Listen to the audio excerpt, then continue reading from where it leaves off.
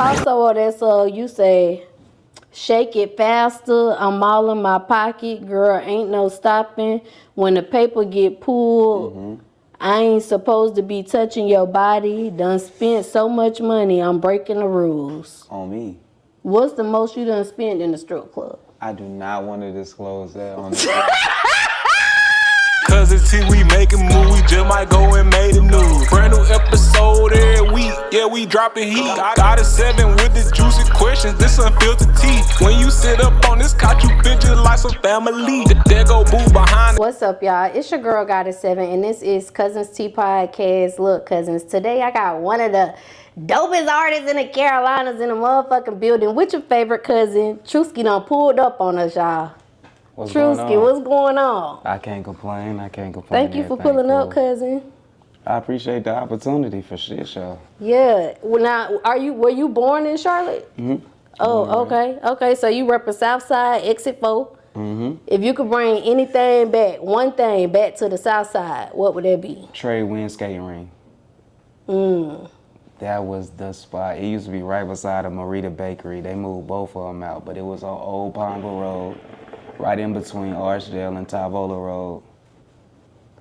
That was the spot. You used to be skating? Mm-hmm. You used to go there to try to talk to the girls? Nah, see, I used to go there. What really started me on my trip to Trade Winds was my church.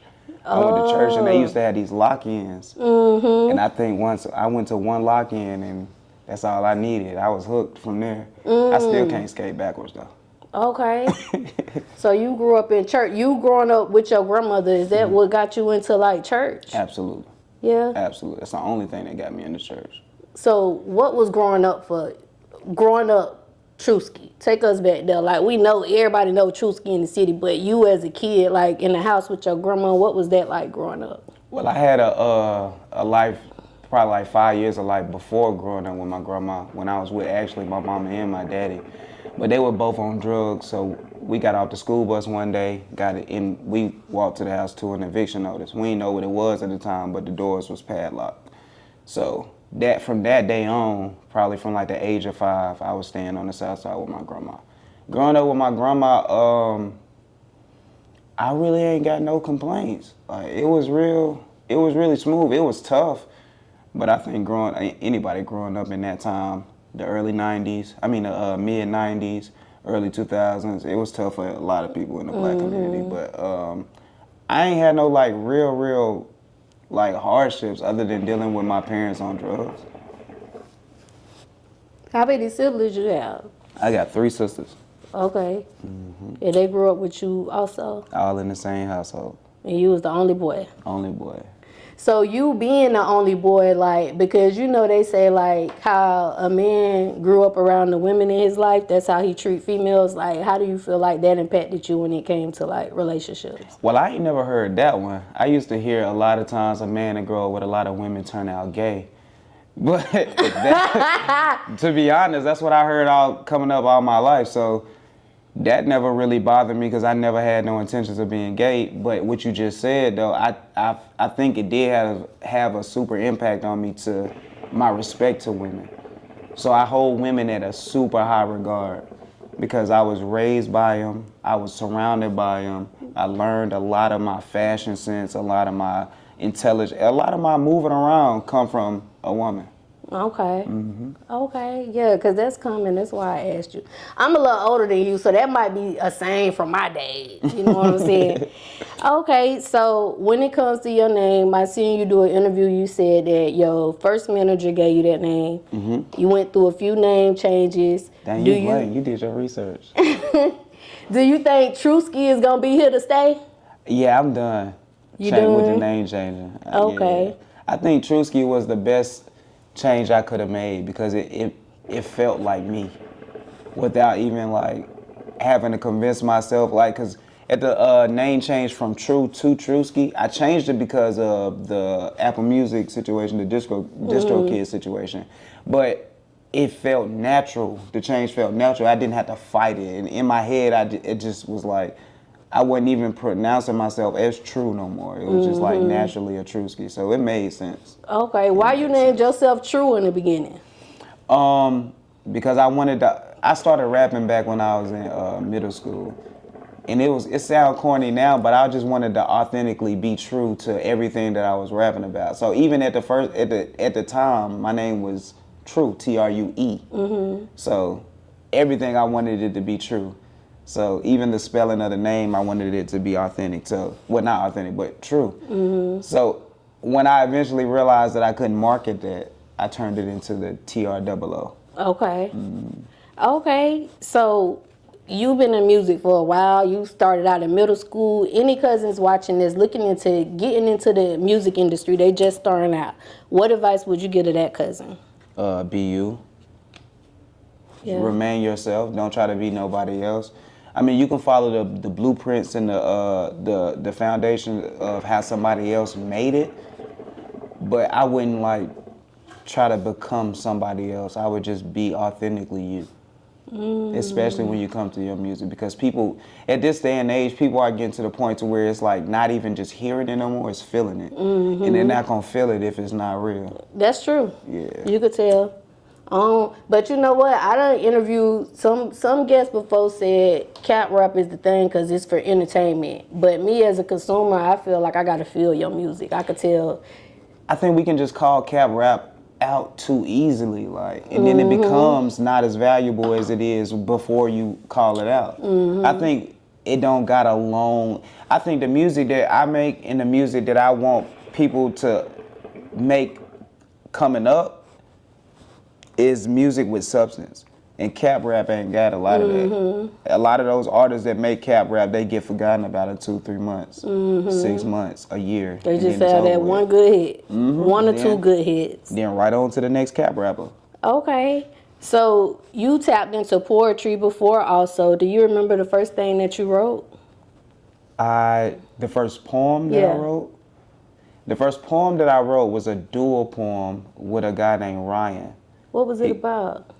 I honestly don't remember. It was in high school. I was actually the president of the poetry club, accidentally, just being able to rap. But it was a dual poem about, I think we were going back and forth about life, just life, and I don't really remember what exactly specifically it was about. But it was a dual poem, and we got the chance to perform it in front of Friendship Baptist Church, in front of probably like 1,000 people, and that was probably like the biggest thing that ever happened to me at the time. I was still in high school.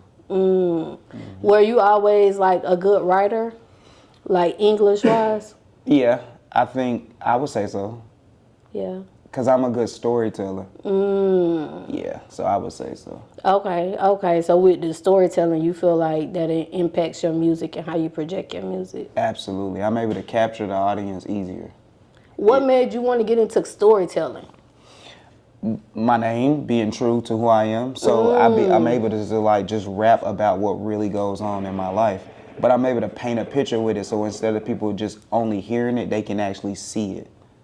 Or that's what I aim to do, so people be able to actually see it. That way they can feel it. That way it stick with them and it don't just become like microwave music. Okay. So what did your startup process look like when you said, you know what, I want to be an artist? Like, take me there, what it was like for you then at that point, getting into the music. I don't think I ever had that moment. When, like I said, I started making music in middle school. And I don't think I ever had the I want to be an artist moment. I think I had the this looks fun. You know what I'm saying? So in middle school, I went to, like I was just telling Brody, I went to Sedgeville Middle School. So we had little, I guess they would call them talent shows. So I had a couple of homies that was just like one of my homies was a dancer and he also sang. Another homie was a rapper, and then I had another homie who was a rapper. So we was just always, I was a class clown, so I wanted the attention anyway. And I had the ability to put words together, so I was just like, I'm a rapper now. So I want to do the talent show with y'all too. So we all just got together, started putting together little routines. And in middle school, every talent show that came around, we ended up winning. So from that moment on, I was just like, I'm not stopping this. It's too fun. So I carried that on to high school, where I started battle rapping, because after middle school, like I said, I just jumped into it. So at that point, there was no writing, nothing. So in high school, the battle rap world, even in like the URL TV, like the super big battle rap, it was super popular at the time. I went to high school in 2006. So at the time, the Smack TV and all that stuff was super popular. So when I went to high school, and you can ask anybody, I went to Hardin High School, Hardin University High School, and if you found Trooski at the time, True, in that locker room, rapping against anybody, locker rooms, bathrooms, cafeteria, the quad, anywhere. I had a homeboy, my brother Kwame, he was just setting them up. Like, he'll find anybody in one of his classes that was like, hey, yeah, my boy Trooski can beat you. I bet you can. And in the middle of classes or at lunch, I got a battle for money. Have you ever felt any type of nervousness like when you do your performances? Every single time. What's There's not been a time that I haven't been nervous. What it feel like to you? Is it like your stomach be bothering you? Somebody said, Risa Rain said she be having the shit sometimes. Nah, for real sometimes though. Your stomach hurt. Nah, for real. That's a constant feeling. Like having the shit feeling. That's that happens a lot, especially before like a big show, a big opportunity. Also, it's been times where I just be like so nervous to where like I tremble. I get the shakes, like it just be weird. Like, it's like before your hand touch the mic? Yeah. But when even before, like it be like to the lead up, like while I'm on my way, just thinking about in my head, like when I'm on my way to the venue. And I'm in the parking lot, before I even get out the car, I'm like, it just be, and that only be like on specific like situations though. When you touch the mic, do the shakiness go away? Oh yeah, because at that point it's too late. And then I got this thing in my head to where it's like, after I get on stage and I'm in front of the people, there is no turning around. So at that point, it ain't no need to be scared. Now I'm just finna funnel all of that energy into my adrenaline in my show. So okay. And then that after stage feeling when everybody like, bro, that shit was hard. Like, what? You love that shit? I love it, but I'm awkward though. I'm socially awkward. That's why I don't be out a lot too. People that know me, like they be like, how are you like nervous and how are you socially awkward? But I don't know. I think I just got anxiety when it from a lot of people. Like over the years, I've probably just seen a lot, done too much, been a lot of places. But like, I'm super socially awkward. So when I get into like the shaking hands part, and I appreciate that, and it just be like no eye contact. If I'm not wearing glasses, it's gonna be super quick. Oh, thank you. Pew, gone. Like, and I don't mean no harm by it. So if anybody see that, I apologize. I'm just weird. I'm working on it. That's why you keep those shades on. Absolutely. Okay, that's your shield. It is. It's my defense mechanism. Yeah. Or my comfort zone. Like, it's my safe haven. Okay, so you ain't start writing to, like you said, when you was in high school. So when you go to the studio now, do you just like, when you working on projects, you going there just off the top of your head, or do you write something down? It depends. I haven't written a. So I linked up with an engineer. His name is Breeze on the Mix. And ever since me and him started working together, which was probably back in like 2021, and we've been working together locked in since then. I haven't written since then. Now, it's been a little one-offs. I probably wrote like a feature for somebody or something like that. And I also write for other people. So I write situations like that. But when it comes to my own music, I like to go off the feeling. I like to really just vibe out and we just knock it out like that. And we do the punch-in method. So I don't know if the world call that freestyling or not, but yeah. I done had artists that said it's freestyling because you say what you gonna say, they stop, then you just start back, right? Okay. So you writing for other people, like when did that occur? Was that when you was in school too, or when you got older? Nah, that didn't happen until I really when I linked in with Breeze. Because once I linked in with my engineer Breeze on the Mix, I kind of like seen my hunger for the music industry or the music game or whatever this is we chasing a little bit more important, because he was showing me his passion behind the music that I was making. So it's kind of like he was believing in it more than I was. So I was just like, well, damn, let me tap in to see like what's really going on. So at that point, I was really just like super like just own it at every moment. That's pretty much it. So is it like you just write a bunch of songs and then if they want to get it, they get it? Or is it like they come to you, tell you what they want, and then you write it for that situation? I used to put out snippets of songs that I would just create on the fly. Like we used to create, I built my catalog up to like over like 500 songs at the time. Now it's like way beyond that. But at the time I built my catalog up and I used to drop little snippets on the gram. And people would hit me and be like, honestly, in my DM, hit me and be like, can you write one for me? And that's literally how it started. Okay. So 10 years ago, you had did a freestyling inside a Target, and somebody was playing the guitar. What made you say, I'm about to go to Target and go do this song, you gonna play this guitar? That's crazy because now I see, like, maybe like the last 4 years, that's became popular. But at the time, shout out to my manager at the time, Tim Kirkpatrick. We was just trying any and everything to just get seen. That was probably like, I was scared of shit when we did that too. Did y'all have to get permission from the store? Hell nah, we just walked in that motherfucker. We just walked in that motherfucker. Okay. We got kicked out too. You did? What they said? You gotta leave. They walked up to us nicely and was like, I'm sorry, you guys have to leave. But the song was already over by then. Yeah, it was a wrap. See you later. It was a wrap. We ain't even coming to y'all anyways right now. You done went to Target lately, cousin? Nah. No, we ain't supposed to be going to Target right now. I ain't been to Target in years though. Target got some good shit though. I like their little kids program where if you like buy some kids clothes, you can take them back if they get too small or something. I like that. Okay. I ain't never knew they had that. Oh yeah. Target, they got some little perks. But I don't even got a reason why I haven't been to Target. I just haven't been to Target. Cause we fuck with Walmart. We be Walmarting our ass Walmart and online? Okay. Now, around that time, like 10 years ago, that's when like the videos started coming out on YouTube. Is that when you started getting more serious about your music at that time? I thought I was serious. That's when at the time, I was serious, yeah. But I didn't realize how much more serious I needed to be until recently. Until like the 21, 22, like during COVID. I didn't, cause I let life get in the way a bunch of times during my career. I had a lot of stop and goes. So it was a lot of gaps in my career. So a lot of those videos come from those old times, but my mind wasn't 100% in the music though. Okay, what made you snap into that change where you was like, I thought I was taking it serious, but I gotta do something else? Once I started really putting money behind it. Like I used to think like the little $40, $50 here, $50, $100 here, paying for this show here was enough.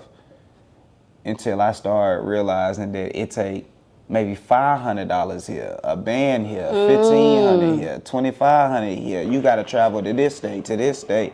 Once I started realizing that and it didn't deter me from still chasing this, that's when I realized, oh yeah, that's real. Yeah, that's when I realized that. Yeah, and that's a question I usually ask too sometimes to some of the artists, like about the money, because some people say you don't need much to start or you don't need nothing, and you got other artists that's like, nah, you gonna need a bag. Nah, you don't need nothing to start, but to sustain. How far would not having nothing get them? Okay, so let me take that back. When I say don't mean nothing, I mean like, let's say they got 200 to start with, cousin. For the next 2 months, this their budget, 200. I would go to Computer World, give me a laptop for probably like $100. Give me an interface for like $30, because all of this stuff is used at Computer World. That's why it's so cheap. I give me an Apple MacBook for like $100. A little Focusrite interface for like a $30. And spend the rest on the microphone, and I would start building my catalog. Okay, so we could get you something to start off with. Hell yeah, start building my catalog. Then I would start sending my music out to like people that I know just to get a feel. If we just starting, because it's like you never know because this music game, the climate change every day. So you never know what the world liking. So I would just start sending my music out just to get a feel, taking the feedback, making the changes I need to make while I'm still building my catalog, still off that same little $200. You ain't spent no money, no more money. You just making songs, building up your catalog. Also at the same time, you getting reps in, practice, boom. And then when it's time to step out there and do a show, once you get that one that you think a lot of people feeling, step out there and get your feet wet. What about social media? Do you think like social media, you gotta have social media as an artist now? This day and age, I think so, because it's all about visibility. People want to see you and be invested in who you are and what you're doing daily. That's why the platforms like the Twitches, the TikToks and stuff like that are so popular, because people can check in and tap into what you're doing right now. Yeah. Like at this very second. How often you think they should post? I'm still trying to learn that myself. I don't really know, because I grew up in the era of no social media. No posting. Now you gotta post every damn day. And I don't really like that much visibility in people and like being able to tap in like that. So I'm still trying to learn and navigate that myself. So I don't really. So with you growing up in that era where we ain't really need social media, do you think like social media has made it better for great artists, or it made it worse? I think it made it better in the terms of streaming, but I think it made it worse in the terms of visibility, because now it's like there's no mystique about our favorite artists no more. We know exactly what they're doing every day, all day. Like my favorite artist is Eminem, Wayne, Andre 3000. I can just go on Instagram, well, with the exception of Andre 3000, who's still a ghost, which I like, but that's what makes people like that like so important to you, because it's like you don't know. It's that mysterious factor. Now it's just like everybody a regular person. Yeah. It ain't no separation. Okay. So you got your first manager in high school. Do you still have management now? No? Okay. Are you gonna be getting management soon, or you don't want management? God, your manager? I absolutely. Oh, God is for shit show my manager, but I do want a manager, especially somebody just more knowledgeable than I am about navigating this game, because going through it alone, especially independent, is damn near like probably the hardest thing to do ever. Because you got to keep up with your shows, you got to keep up with every single thing, book your shows. On top of booking your in studio, your radio, your podcast, your everything. So that should get a lot. So help is needed for shit show. So when you get your next managers, what's some of the qualities that manager gonna have to possess? Like what you looking for in your manager? Knowledge of the game. Knowledge of the music game and the music business.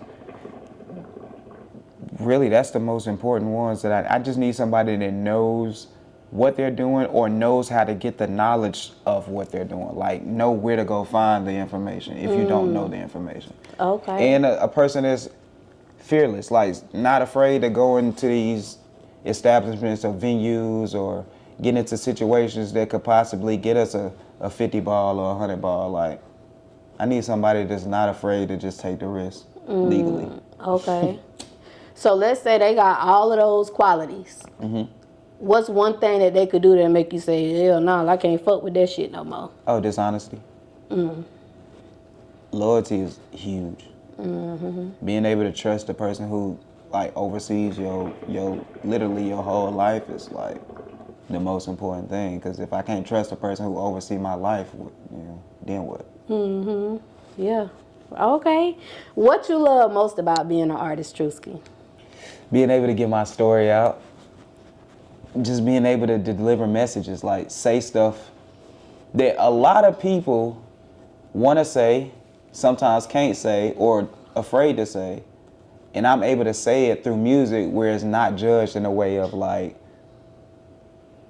contempt or like negativity. It's just judged off creativity. Okay. What would you say makes Trooski stand out from any other artist? I'm just me, and I give only me. I probably got like influences from other artists, but like when people hear, and that's why I'm so excited about being able to like really get back out here and give like my core sound with the melodic vibe and speaking to the females and speaking of the struggle and speaking of the grind and stuff like that through a melodic way, even though I got a lot, I'm trying to like separate myself from the rap Trooski and jump into this melodic vibe. So I think I'm just like me, and I don't really think nobody can like duplicate that. Yeah. Okay. So some of your favorite artists, like you said, Eminem, Andre 3000. You ain't said here, but you done said before, 50 Cent, Cassidy, Dipset. Yeah. Like, Yeah. you said them the people that inspired you to get into music. What is it about them that made you gravitate towards them? Wordplay. Strictly wordplay. The way that they was able to just like paint a picture by just flipping of words. Like I said, the battle rap, when I really jumped into my groove, the battle rap community was super big to me. So, pause. The way that they was able to like paint those pictures and disrespect their opponent with just like the most visual shit in the world was just like super dope to me. Yeah. And Cassidy was probably one of the ones who led that charge. And at the time when Cassidy was popping, 50 Cent was on a mixtape run. So that means Lloyd Banks was on a mixtape run. I was listening to Freeway. I was listening to a whole slew of mainstream, but also battle rappers at the same time. So that's what really like grabbed my attention, the way they was able to paint them stories in the most like vivid way with just words. Like, Why you said pause, cousin? Because you said pause. oh, because because I said how big the battle rap community is, and majority of the battle rap community is males and big men. Yeah, it's like when they be like, no Diddy. Yeah. Okay, I get it, cousin. So you and Easy the Rapper, y'all work together a lot. Like, how did y'all meet? That's my bro. I don't think he'll care if I tell him how we met. We met through another artist. Her name is P. Candy. They were dating at the time. So yeah, that's how we met. Y'all been locked in ever since. Ever since. I think y'all made really good dope music together. I appreciate that. Yeah, definitely. I appreciate that. That's my guy. Okay, so back in 2022, you was cutting hair. Are you still a barber now? To this day. Yeah. What made you get into cutting hair? Why you wanted to be a barber? My uncle, shout out my uncle, my daddy brother. Like I said, from early, my daddy wasn't really in my life a lot. So my daddy brother, he was just a stand-up man. And he owned a barbershop from the time, I mean, he cut hair from the time he was probably like 18 or probably younger. But when I was in high school, he was teaching me how to cut hair. Because every weekend, if I was to get in trouble or do some shit that my grandma wasn't going for, she'll call my uncle because I was the only boy. So it was a lot to deal with me and all three of my sisters. So she would call my uncle, and my uncle would always, he would either discipline me or he would just school me on some shit. So at a certain point, I had got invested in, because every time I used to get in trouble, I used to have to sit at the barbershop till he get off, and then we go do whatever we do. So I started getting interested in it. So I ended up asking him to teach me, and then he just started schooling me on the game when I was in high school. So at the same time when I was in high school killing niggas in battle rap, I was also cutting them same niggas' head. Been hustling. And I was selling candy out the goddamn duffel bag too at the same time. What kind of candy you was selling? Laffy Taffy? I was selling Snickers, all the chocolate. I would go to Sam's Club. My uncle, same uncle, put me on a hustle. He took me to Sam's Club for my first time and bought me a haul of candy. You know, at Sam's Club, they got the boxes that come with like all assorted different kinds. And you get the big size. Big size, the regular size. And I go to school selling for $1. By the time I get off the bus, I done made $200-300. Okay. So how long did it take you to get good at cutting hair? I started fucking myself up first.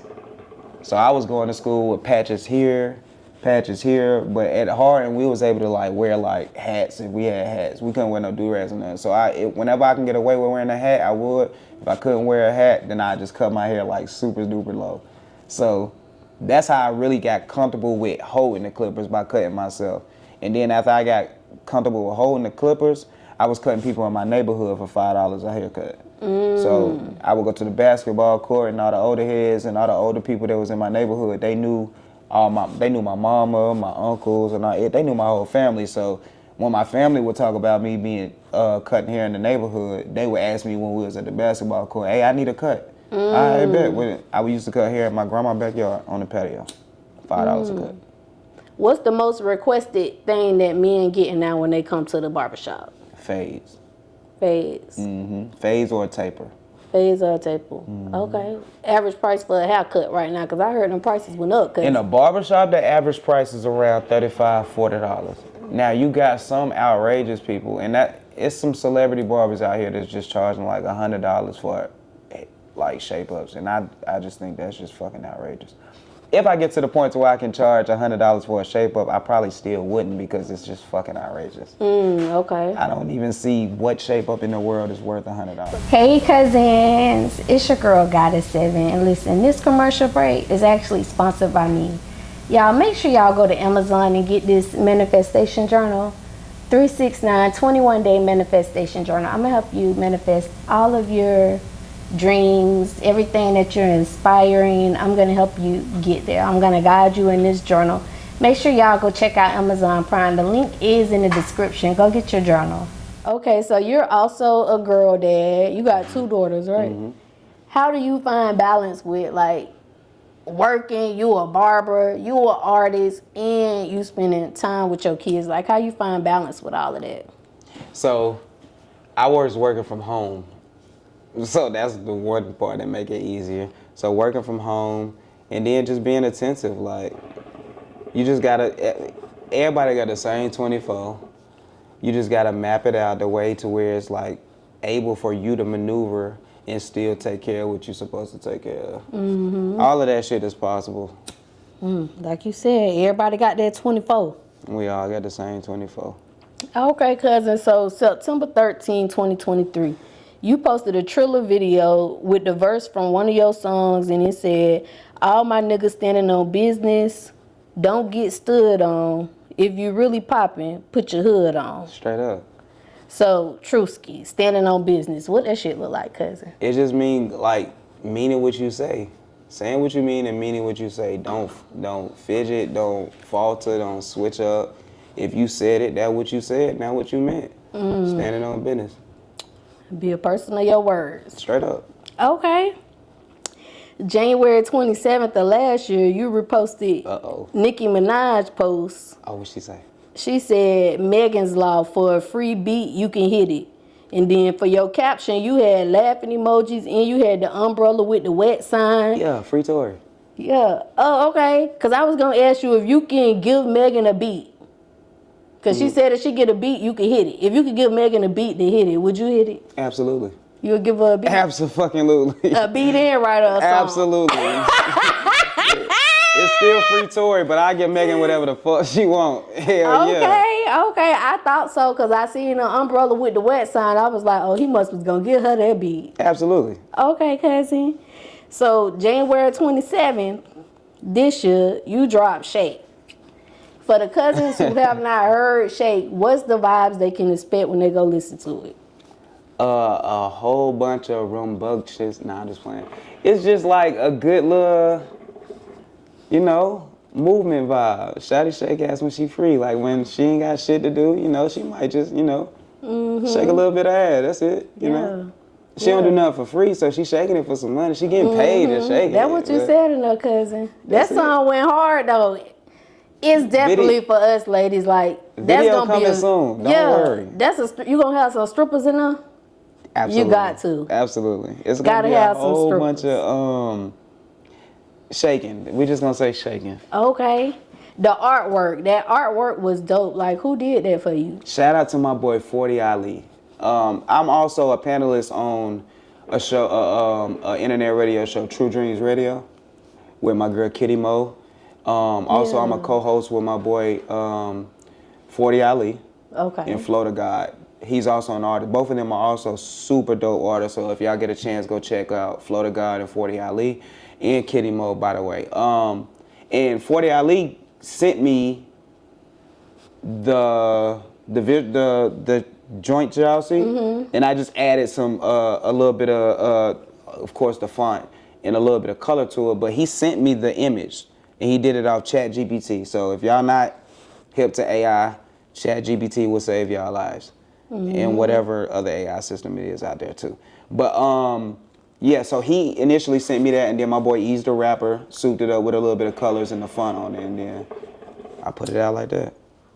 Okay, yeah, that shit was cute because it's real cute. I appreciate It'll that. go with the song. I appreciate So that. yeah, so we about to do help me understand these lyrics.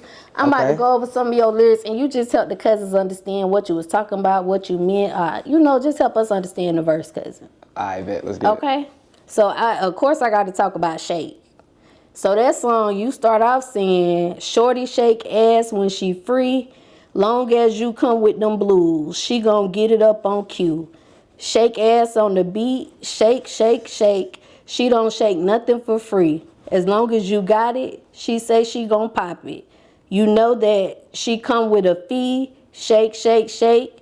Put my hands on you, baby. I'm trying to see how that shit feel, cause I love how it move." Facts. Okay, so, that was a lot. It don't exactly, them the words, but y'all gotta go get the beat and the melody. Go listen to the song dope. So when you say, "Put my hands on you, baby, I'm trying to see how that shit feel, cause I love how it move." So from your experience, cause it's different asses out here. Do BBLs feel like natural asses? Cause it be a lot of them in the strip club. I honestly don't think I've ever ran into a BBL. Honestly, don't. I think that's uncommon for a man, cause there's so many of them. But when I go to the strip club, I only go to Onyx. Now, granted, there may be a lot of BBLs in Onyx, but the strippers that I know personally, they don't have BBLs. They got all natural ham hog. Oh, okay. You going for the hem hogs? Yeah, I don't know. It might not be nothing wrong with BBLs. I just don't think I've ever came across one. And if I have, it was the most natural looking BBL ever. You didn't even know that shit was I a wouldn't have BBL. The known. doctor Yeah, did a nah. good job. For sure. Okay. Cause I done heard sometimes they feel real, sometimes they don't. So I was just asking, cause the song about ass. Okay. My boy Flo said he touched a shorty BBL and it felt like a beanbag.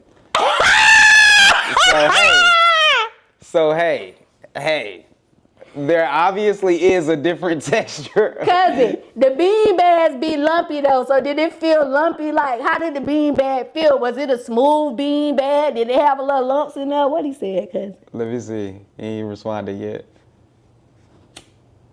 I have seen some bad shaped asses though, and they look like it's been like, you know how they say when you get a BBL you're supposed to work out too? It looks like a girl who got a BBL just decided not to work out. He said it felt grainy. Cousin said the BBL felt like a bean bag. Did he say bean bag? And He said it felt grainy. hard, pause, but it wants to be soft. Oh, okay. So is your favorite part of the body the ass? Because you said, "Put that ass on me, babe. I'm trying to see how the zipper, I'm trying to see how one it takes for that zipper to move." Now, How long it's gonna take for my zipper to move? how long it's gonna take for my zipper to move? Okay. Absolutely. For one, ass is absolutely my favorite part of my favorite part of the female anatomy. But face and all that is important. But that ass gotta be ass. ass is what usually draws a man. Like, yeah. In that line about the zipper to move, it's like I took it back to where I come from the era of like when we used to go to parties, girls actually dance. It wasn't just a whole bunch of niggas standing on the wall and girls dancing on girls with their homegirl and shit like that. It was like girls dancing on niggas. So I just took it back to that era. Was like girls dancing on a nigga, and it's like the little flap on the zipper, the little part that you zip up and down. I was just like, I'm trying to see how long it take for my zipper to move with her ass being the thing. I thought when you said you trying to see how long the zipper move, I thought it was like your penis getting hard or something. But that happens while the dances is going on. Yeah. So you just brought a whole nother side out of that bar. So yes, we'll. Okay. So if the ass feels nice when you touch it, it feel good. It feel real good because the end is natural. Mm-hmm. How long does it normally take for your zipper to move? Immediately. Okay, if that shit right, that's up moving immediately. If it's up, Cuzns. it's up. You know what I'm saying? Okay. If she know what she doing, because you can have a fat ass and just not know what you're doing. Okay. Ran into a lot of those too. Okay, now they just stand up and jump. You seen that? Yeah, that's the weirdest shit. This whole new, like, I'm 33, so as times go on, like I said, I come from the trade winds era. The era of, like, when we was in middle school, we was going to parties at, like, American Legion, the Breakfast Club. I think now it's called Brooklyn Lounge, but it used to be called the Breakfast Club. The Vox, when we got a little bit older, like, dancing and partying was super different, like super different than it is now. Now everybody just be in the session chilling, ain't nobody on Now it's like a fashion show or a popularity contest. It's like who got on the best fit. Yeah. Who came out here the deepest. Who got them. It just be like boring as hell. That's why I'm a ghost. That's exactly what it's like. Social media in person, bro. That's why I just stay off the net. Straight up. Okay. Also, that's you say, shake it faster. I'm all in my pocket, girl. Ain't no stopping. When the paper get pulled, I ain't supposed to be touching your body. Done spent so much money. I'm breaking the rules. On me. What's the most you done spent in the strip club? I do not want to disclose that on the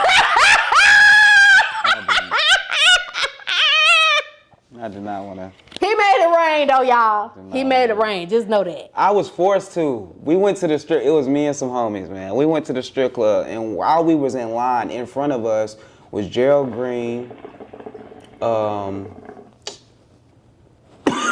What's my boy name? The Houston Rockets starting five when they had CP3 and all them. And they was in Charlotte at the strip club, and me, my homie Soldier, he was just on my live. We was all in the strip club, and I think I spent like too much money. PJ Tucker, and the main nigga, James Harden. They was all in line in front of us. We dapped them up and everything. We got to our section. Turns out they in the section right beside us. I couldn't just throw a little bit of money. I couldn't. It wouldn't have felt right. And we had like 6 dancers. I don't want to call them strippers. I don't know if that's disrespectful or not, but it ain't. That's their job title, cousin. Oh, okay. So we had like 6 strippers in our section, and they had like 6 to 8 strippers in their section. It was just like, I don't want y'all to feel like y'all got paid. But even though, what was weird about it though, they wasn't even throwing money. They was just over there chilling, smoking, and like me and the gang was just like throwing unnecessary amounts of money, like unnecessary amounts of money. I don't even remember what we spent, but it was just too much. Too much. Okay. Too much. It started with a 2. Too much. Yeah, for sure. Okay. What's the top 3 qualities that a female would have to have for you to spend on her? Good conversation skills.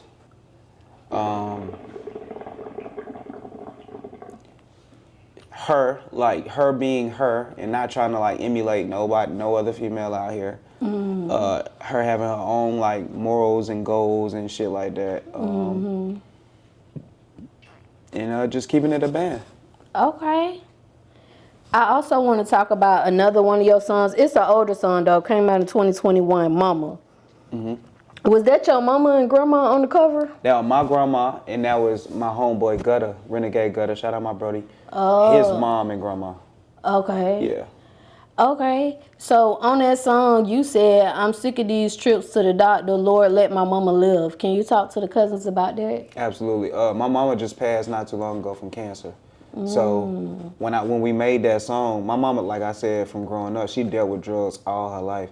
So she was in and out of the hospital all her life. So that's basically what that was from. I'm sick of these trips to the doctor. Lord, let my mama live. Like, oh, okay. Rest in peace to mom, dudes. Straight up. Okay. What can the Cuzns expect from Trooski this year? A lot of what's the word? Visuality. A lot of me in y'all face. A lot of me in y'all face. A lot of music, good music, a lot of storytelling, a lot of new connections, a lot of networking, a lot of performances, a lot of work. A lot of work. A lot of work. Okay, ultimate goal. What's your ultimate goal when it comes to your music journey? To be able to get this to like fund my bills, like to make music be the reason like I'm getting my bills paid and taking care of my kids. I don't really want to work a 9 to 5. Yeah, I don't really think that's for me. Okay, so the 9 to 5, that's you cutting hair or you do something else too? Now I do a lot of stuff. I cut hair, I record other people. What else I do? And I work at a call center. Oh, we work. What I sell insurance, transact. Oh, what kind of insurance? Car? Health. Health insurance. Okay. But it's like for 65 and older. So what about like during the months that y'all can't sell insurance? What y'all call them and talk about? Nothing. It's still people. It's special elections. So don't get confused. You still can, if you 65 or older, you can still get insurance if you have a special election. Call my phone. I need the compensation. It's just like certain, I don't really know what they call it. What's a special election? So if you have like certain health conditions, or if you just move to a different county, because you know when you're looking for insurance, it goes off your zip code.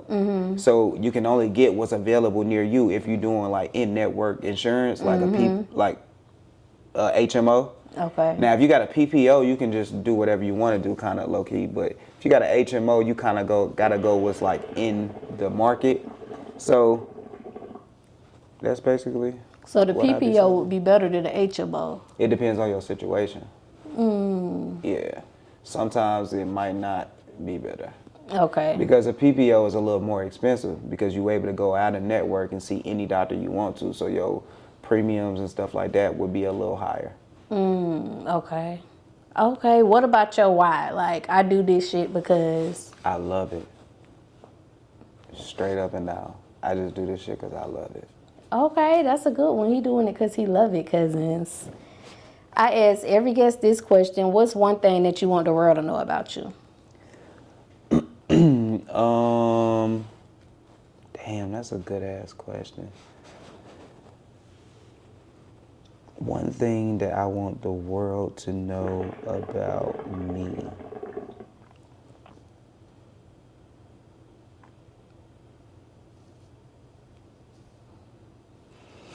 It'll be a chain effect, though, a chain reaction effect. I want the world to know that I make music, so that way it would make more of the world to go tap in and see what type of music I make. So that'll chain reaction effect into them getting affected and hooked on to the music I make, which would chain reaction effect in me making a lot of money from the music I make. Okay. Okay. Advice for any cousins that's watching right now. Just any advice. We ain't gonna say a specific cousin. What advice you gonna give to cousins before you leave up out of here, Trooski? Be you. And I got that from Bruce Almighty. Be you. That's what makes it BEA, beautiful. And just keep it a band. Like, just keep it a buck. Like, try to be as honest as you can throughout life. That'll make a lot of situations easier. That'll make a lot of less explanations. Yeah, that's pretty much it. Okay, question of the night, and this is the last question. If you could do a collaboration with anybody in the world, one person, who would it be and why? God. Because I love having conversations with him, so my collaboration would just be another conversation.